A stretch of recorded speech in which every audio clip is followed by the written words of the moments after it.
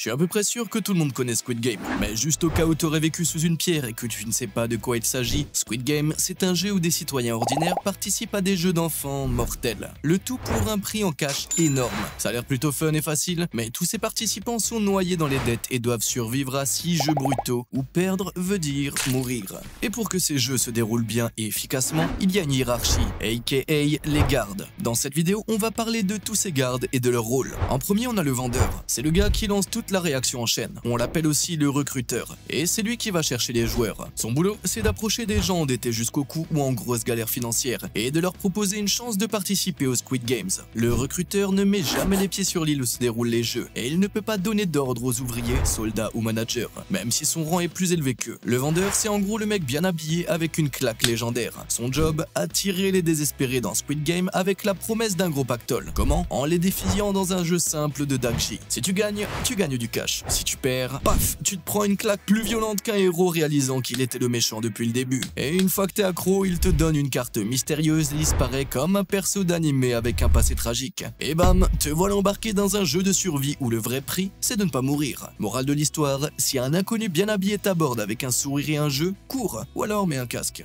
Ensuite, on a les soldats masqués. On les voit tout le temps dans la série. Ce sont eux qui s'assurent que les jeux se passent bien et que les participants restent calmes. Les gardes roses portent tous le même uniforme pour garder l'anonymat. Une combinaison rose avec capuche, des gants noirs, des bottes noires et un masque pour cacher leur visage. Les masques s'inspirent des têtes de fourmis, avec le bas du visage qui ressemble à des mandibules. Cet aspect insectoïde renforce l'idée qu'ils font partie d'une seule grande colonie, un collectif où chacun a sa fonction. Chaque masque porte un symbole, ce symbole indique leur rang. Les managers, ce sont un peu les chefs de service de la mort. Ils gèrent chaque jeu, donnent des ordres aux soldats et aux ouvriers et expliquent les règles comme un prof de PS chelou. Leur boulot principal, c'est de garder le contrôle, même sur leurs propres hommes. En général, ils laissent les soldats s'occuper des trucs sales, mais ils ont toujours un revolver sous la main au cas où il faudrait donner une sanction définitive. Ils ont plus d'autorité que les cercles et les triangles. Ce sont en gros les sous-chefs de ce cauchemar version open space. Et maintenant, parlons du gars avec les triangles. Ce sont les soldats, alias les videurs de l'enfer en costume rouge. Leur job est simple. Si un joueur perd ou enfreint les règles, c'est eux qui règlent le problème. Armés de fusils et de revolvers, ce sont un peu les surveillants les plus flippants de l'univers. Beaucoup d'entre eux sont d'anciens flics ou militaires et certains étaient même des transfuges nord-coréens. Ils sont plus hauts dans la hiérarchie que les ouvriers, mais en dessous des managers masqués. Enfin, on a les hommes masqués avec un cercle sur le visage. Ce sont les simples ouvriers.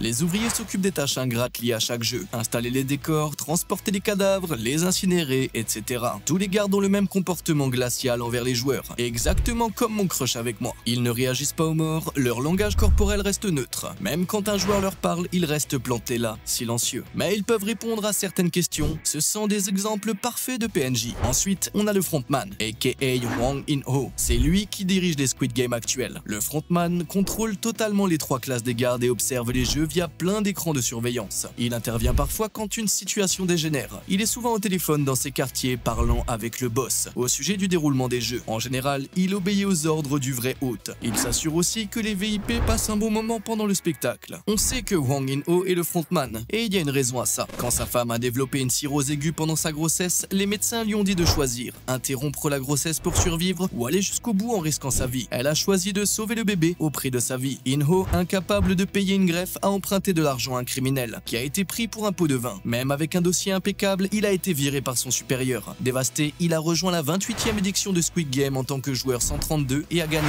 Mais trop tard, sa femme était déjà morte. Bouffé par le chagrin, il a accepté l'ordre Do Il-nam et est devenu le frontman. Ensuite, on a l'officier masqué, le bras droit du frontman. C'est un haut gradé qui joue un rôle clé dans le maintien de l'ordre pendant les jeux. Contrairement au masqué de rang inférieur, il a plus d'autorité et agit de façon indépendante. Il supervise les jeux, fait respecter les règles et agit quand il le faut. Son masque noir et son allure intimidante montrent clairement qu'il est au-dessus des autres. Ce n'est pas le chef, mais il a assez de pouvoir pour faire régner la loi. Il est lourdement armé et n'hésite jamais à s'en servir, ce qui renforce la peur et le contrôle dans l'opération. L'officier est strict, sérieux et il est très investi dans le bon fonctionnement du travail des gardes. Il participe aussi à l'opération de trafic d'organes et accorde beaucoup d'importance à son organisation. On ne sait pas exactement pourquoi il soutient cette opération ni si le frontman est au courant. Dans la saison 1, on voit que le frontman ne se soucie pas vraiment du trafic d'organes. Ce qui l'intéresse, c'est que les jeux restent équitables. Maintenant qu'on a parlé de tous ceux qui supervisent les jeux, il est temps de discuter de ceux qui les financent. Les VIP. Les VIP sont des mecs ultra riches, mais pas sud-coréens, venus du monde entier. Ils regardent les jeux et misent sur qui va gagner. Spoiler alerte, ce sont tous des tarés. développés. La majorité d'entre eux sont américains, mais les VIP 3 est chinois et le VIP 6 est français. À l'origine, tous les VIP étaient des clients de la société financière Do Il Nam. Un jour, ils se sont lassés de leur vie luxueuse et ont créé les Squid Games pour se divertir. Grâce à leur fortune, ils ont tout financé pour qu'Il Nam et ses gardes organisent tout parfaitement. Ils sont servis par des serveurs masqués qui n'ont pas d'armes et sont tout en bas de la hiérarchie. Il y a aussi des statues humaines, des gens dépouillés de leur humanité qui restent immobiles comme des objets. Les VIP portent tous des masques inspirés d'animaux pour symboliser leur détachement de l'humanité. Contrairement aux soldats masqués, leurs masques sont tous différents. Ils se fichent des autres et veulent juste du divertissement. Pour eux, ces jeux sont un moyen d'évasion. Leurs conversations montrent qu'ils voient les joueurs comme des objets, misant des sommes folles sur leur sort sans le moindre remords. Certains trouvent même les morts amusantes, preuve de leur totale absence d'empathie. Et enfin, on a l'hôte.